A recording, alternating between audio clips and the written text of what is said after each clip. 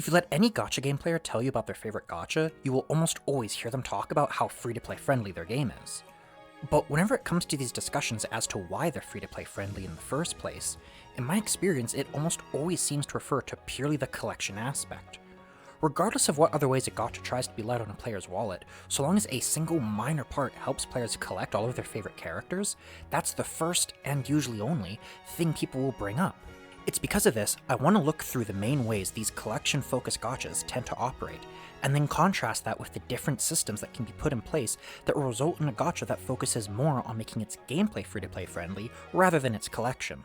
One of the easiest ways for a collection focus to be free-to-play friendly is through its rates. From my experience, the average rate for your high rarity unit tends to be around 2%, so gachas that want to make getting characters less painful will usually have these base odds be higher than this. Nikke, for instance, sits at 4%. But even if the odds are around that 2% average, they can still make collection easy through having a solid soft pity system. For those who don't know, a pity system is where after you fail to get any high rarity unit after a specific amount of pulls, your odds of getting one are increased with each pull until you finally manage to get a character of that highest rarity. But soft pity only helps you get a high rarity unit and doesn't guarantee you the one you're pulling for, and at the end of the day, gachas are gachas and some people will just be unlucky. So how can a collection focused gacha help these people? And this is where a hard pity or spark system come in. Where soft pity merely guarantees you a high rarity unit, these systems guarantee the character that you've been pulling for. Hard pity works where either after the next general or high rarity pull, you'll just get the character you've been going after, whereas sparking lets you build up a currency from each of your pulls that you use to purchase the character. The exact number for these systems will vary from game to game, and some will only have it applied to the current banner, whereas others will let you save them for later use, letting players potentially just skip the gacha entirely on a future banner. But good rates are only useful if you can actually pull on the banner in the first place, which is why it's also important that a collection-focused gacha will help players by making sure they're showered in a decent income of pulls. On top of having your standard daily and weekly rewards, they tend to also have some kind of achievement system designed to give a ton of extra pulls for just completing pretty basic tasks in the game, alongside sign-in rewards and frequently distributing codes and general gifts to the player base. Additionally, you may also see multiple free pulls with every new event, either as rewards within the event itself, or by giving a free pull every day that the event is live. Another way these types of gachas can help give out free pulls is through some kind of free point banner. Usually you gain these points by collecting currency from an active friends list, but if they aren't, they always tend to have some kind of real-life timer that you have to wait through. While this helps the devs by encouraging you to keep signing in daily, it helps players by giving them several extra pulls depending on how the system is handled.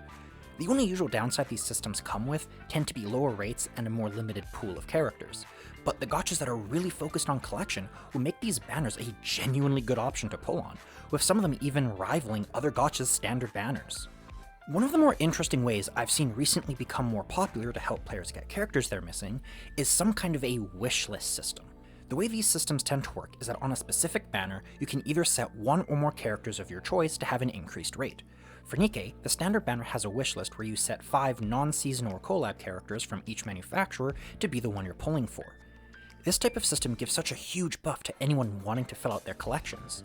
Being able to target specifically which character you're missing is a huge quality of life improvement for any collection-focused gacha, even if the starting list is a bit small. Now, several of these mechanics will be present in any gacha, which is likely why people always seem to default to them when it comes to actually talking about what free-to-play mechanics their gacha has, as anyone familiar with the genre will be immediately familiar with these mechanics as well. But it's once you've actually taken a look at how much value this system is giving you and comparing it to the genre as a whole, you'll find that several of these games don't really do anything that special to prioritize it as being noteworthy way that they're free-to-play friendly. And instead, it's the gameplay that has been given a ton of care in this regard. A perfect example of this is Arknights. I'm always seeing people bring up how easy it is to pull for characters, with all the effort put into making the gameplay be free-to-play friendly being the third or fourth thing someone might mention. But when you actually take a look, Arknights is pretty average as far as a gacha goes. 2% chance to get a 6-star, 150 or 300 pulls to get a hard pity depending on the banner, and pull currency isn't handed out that often, with the best source of it even being worse for new players, since they start with a lower limit as to how much they can even get. When it comes to getting one specific character, it's pretty good, but the moment you try going for multiple characters within any sort of close proximity to each other and filling out your collection, it's really just average at best. But that's because Arknights is a gacha that puts most of its focus onto the gameplay being free-to-play friendly instead. One of the simplest things a gameplay-focused gacha can have is making its duplicates of characters have little to no impact on the overall strength of a character. The more collection-focused gachas may lock major stat boosts or even abilities themselves behind several dupes, and can be the difference between a character being useless or downright broken, encouraging you to spend some money to actually make the characters you have be useful. But when gameplay is the focus, the characters will be complete right out of the box, with dupes only providing small buffs here and there. Within Arknights, dupes give small buffs to stats and passives, with the only major buff decreasing the cost to deploy a unit by 1. While these buffs are nice, they never cause a drastic shift in how good a character is. You'll also find that gameplay-focused gachas tend to either lack an equipment system, or have the equipment be acquired outside of gacha pulls in the first place.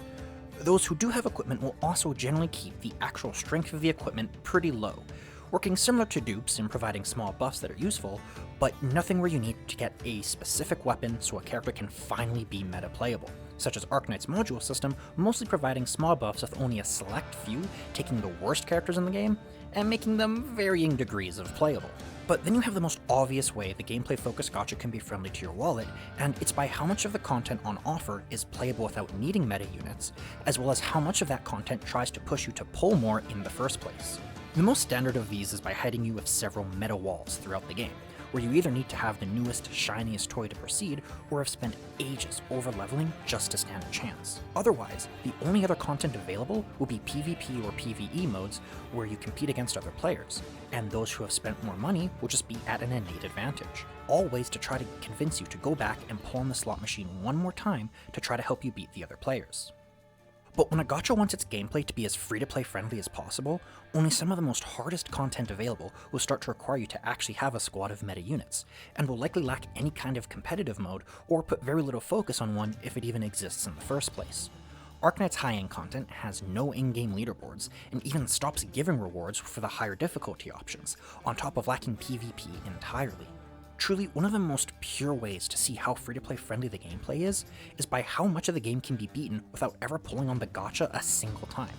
You can't get much more free-to-play friendly in the gameplay department than by making it so that the characters every player will have 100% access to are able to clear most, if not all, of the game's content. You will usually find that with a collection-focused gacha, it's really easy to build a wide roster of characters, with most players having access to almost every single character in the game without even really trying.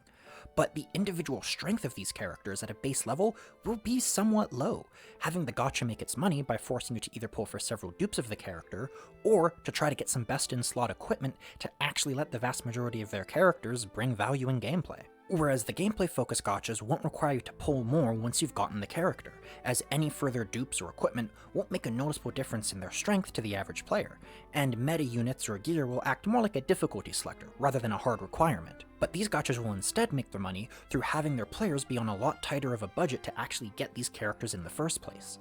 There's a reason so many global Arknights players love having 6 months of prep time to figure out what banners they'll have to skip just to save for a single one further down the line.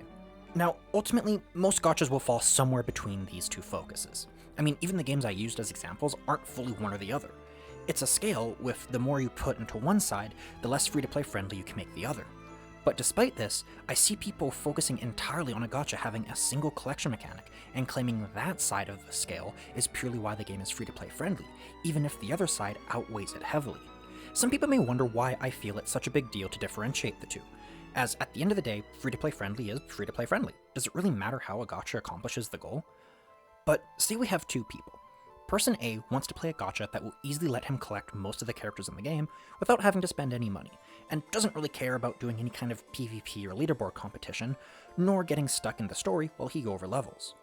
Person B, meanwhile, just wants to be able to collect a few of his favorite characters and have a completely realistic chance of taking on most of the content in the game with little to no help from any meta units, and doesn't really care if he only ends up with half the roster at best. Just simply telling these two that your game is free-to-play friendly will result in each of them expecting and wanting something completely different, and bringing up the single mechanic it has for one focus, while not mentioning the plethora of mechanics it has for the other, can result in them being disappointed with the game, and even coming away hating it due to them expecting something completely different. Making sure they know why the game is actually free-to-play friendly will not only assist in them finding the types of gachas they want to play, but help set their expectations whenever they go to try a new one. There are so many ways that a gacha can mix and match these different systems that it makes it all the more important to actually take a moment to look at the details and see how the game is truly going about trying to be free-to-play friendly. So taking a look at your favorite gacha systems and mechanics, what are the main and biggest ways that's actually free-to-play friendly? What are the key features in place to help make collecting every character easy? How much of the game can be beaten with minimal to no meta or even gacha units in the first place? I know there are a ton more ways I haven't even brought up that can shift where exactly a gacha could fall on this list, and I'm always interested in hearing about more. I hope that if we actually take time to outline the specifics, not only will more people be willing to actually try out a gacha they might never have given a second glance at before, but if certain systems become extremely popular and well known, we can see the genre itself improve, and that's something that would help players in general. Hey, thanks for watching the whole video, and apologies for those of you returning from my previous one. Sorry I didn't upload anything for 7 months. I was expecting that video to get like 200 views at most, so seeing like 10 times that amount was something I was just not prepared for, and I did not have a second video planned. This resulted in me scrambling to come up with another video idea, and then accidentally deleting over half of it because I was learning a new software, only for 80% of it to be outdated while I was working on it anyways. This definitely put a hamper on my desire to make any videos in general, but I'm finally out of burnout, and I've got plenty of meter to spend on making more videos. Most of them focused around Dark Knights, but I've got a few on gacha games as a whole, and some on games in general. So I hope you stick around, because when I'm not making catastrophic mistakes, making videos is a lot of fun, and I want to do it some more.